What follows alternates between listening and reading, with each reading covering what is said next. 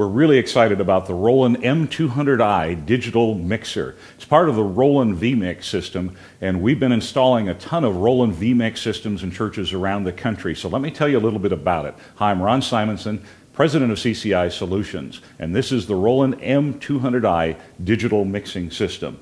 So like I said, it's part of the vMix system. Roland started out at the top end with some really great, fine digital mixers, moving faders, all the digital mixer options that you want in an expandable system that includes a stage box and a set of stage boxes like the S1608.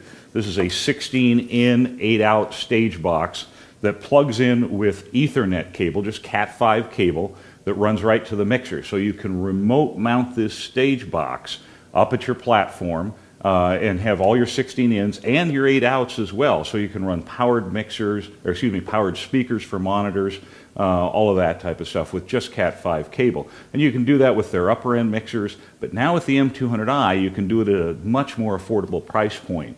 Eventually you can go with on-stage monitor mixing like the M48. This is a personal monitor mixer that plugs into the same kind of a system. So it's part of this whole system. But what's really cool about the M200i is that it is a lower price point, fully featured digital mixer with full iPad control. And I got to tell you, I'm going to show you how this iPad control works here in a bit. It is incredible. It's incredibly responsive, full featured. You're just going to love it.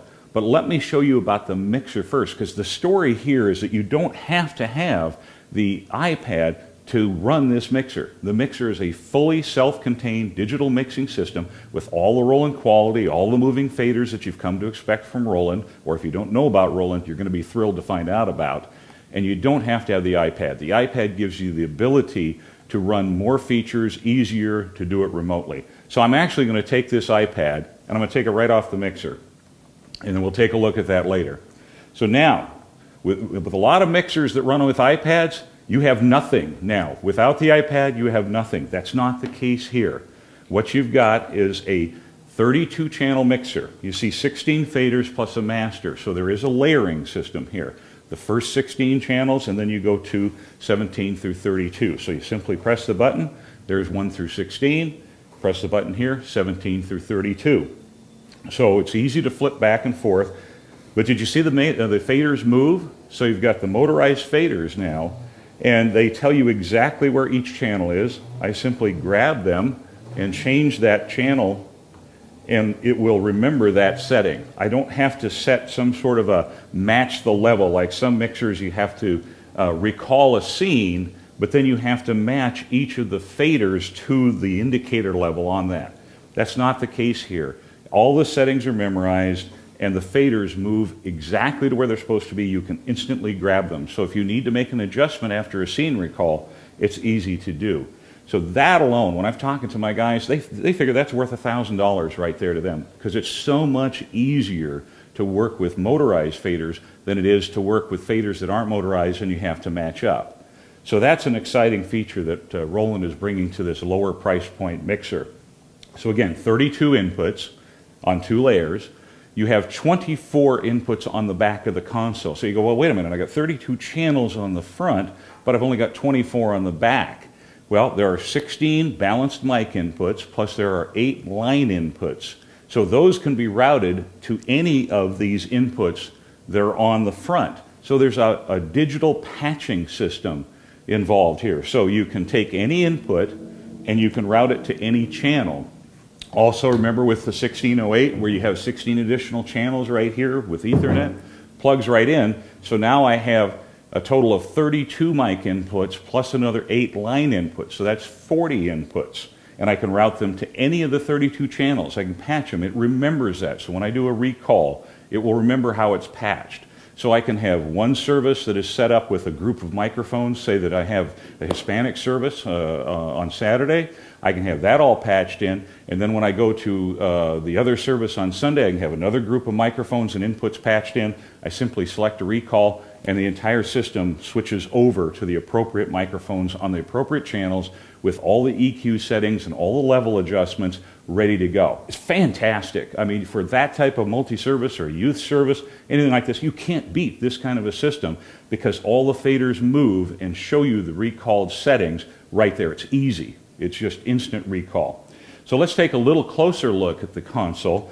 On the input channel here, you've got the fader. This isn't a short little fader either. This is a full 100 millimeter fader, and it's very, very smooth. So you've got a really nice level adjustment here between 0, -10, -20. You can really make some very nice level adjustments and fades. Mute switch, illuminated, right there, very easy. I like that. I've got big fingers, as you know, so I like something that works with big fingers. So I turn those channels on or off right here. And then I've got a level adjustment on every input, and it is right over the fader. So I will see from -6, -18, -30, -42, plus an over. So I instantly get an indication if I've got an over. In fact, you can see these two channels here are flashing yellow. So I know I'm right about where I need to be with that channel. And you instantly see that. When I go ahead and switch there, you can see how those levels change. So instantly they change to whichever channel I've selected. And if I have an issue, I can go ahead and just deal with the trim level right away. Solo, very easy. On a pair of headphones, I just hit the solo there, and away I go. So all the functionality that you need to mix right away is right there. And you say, well, what happened? I took the iPad away. Where's the EQ? Where's my gates? Where's my compressors and limiters? Well, they're right here on this display in these controls. So if I want to go ahead and adjust the gate on that channel, I simply select the channel, right there, channel 1. I go ahead and go to gate, and I've got gate right here. And I can adjust the parameters. This is the big value knob. It's the knob that adjusts your levels, and you can go ahead and select whatever parameter you want to adjust and turn that up or down. So again, EQs, gates, all the stuff you expect on a digital mixer is built in right here and ready to go. So if you have a simple service or even a complex service, but generally for some of the simpler services, you just run this without the iPad. You don't need the iPad. Plus, once you get everything set up, you can go through scenes, and when you recall scenes, then they'll go ahead and bring back all the EQ settings, all the dynamic settings of each channel, as well as the levels. Another very cool digital mixing console of this caliber is where you can go ahead and have sends on faders. The sends on faders function is where you flip these around to be the sends from this channel to this aux. So say, for instance, I sing on the worship team. So I want to have a good vocal mix. I want to have piano. I want to have some low end for rhythm, but I don't need a lot of the fill instruments. So I simply select aux 1, and that is aux 1, my vocal feed, and I say, okay, I want to bring up the lead singer. I want to bring up some of the background vocals. Of course, I always want more of me, so I'll push a little bit more of me up in there. These I'm going to bring down. It's all fill. I'm going to bring up a little bit of the keyboard right here, and maybe a little bit of kick or snare. And that's it. I don't want anything else in aux 1. That's super easy to set up that mix. I didn't have to go to each channel and say, okay, now I'm on aux 1, and I adjust aux 1, and then aux 2. The faders automatically will change. Now I go to aux 2, and there's my setting. If I need to go ahead and make a little adjustment on that send, I can do that because the faders change. See how fast it is to mix on a mixing console that has moving faders and sends on faders. So if you didn't catch that, what I simply did is each of these are still the same channels. It's just this fader became an aux fader instead of the master volume fader. And all I have to do to take that off is turn that off, and now I'm back to the same input channel faders, and of course they're adjusting. So it's just what you can do and how fast you can mix on a board that has moving faders and sends on faders is like night and day. It's fantastic. So again, over here you've got channels 1 through 16, 7 through 32, 17 through 32, but then the next button is my aux masters.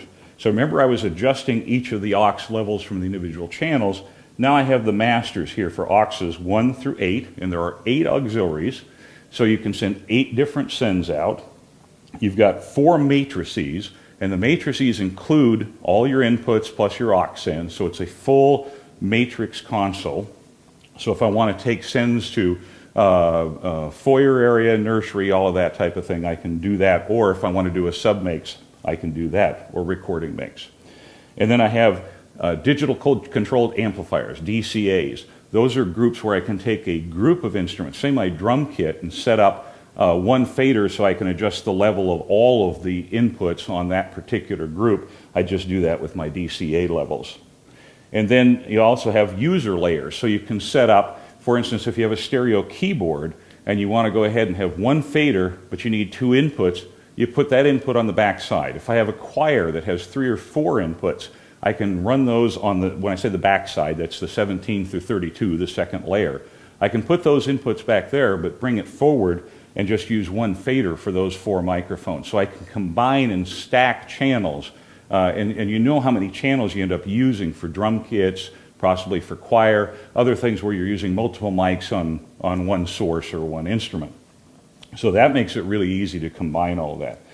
So solo, talkback, all of the things you expect on a high-end digital console are here.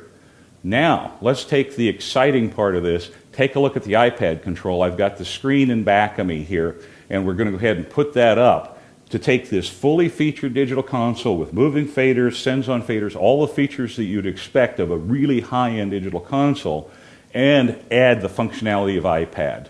Let's take a look at that.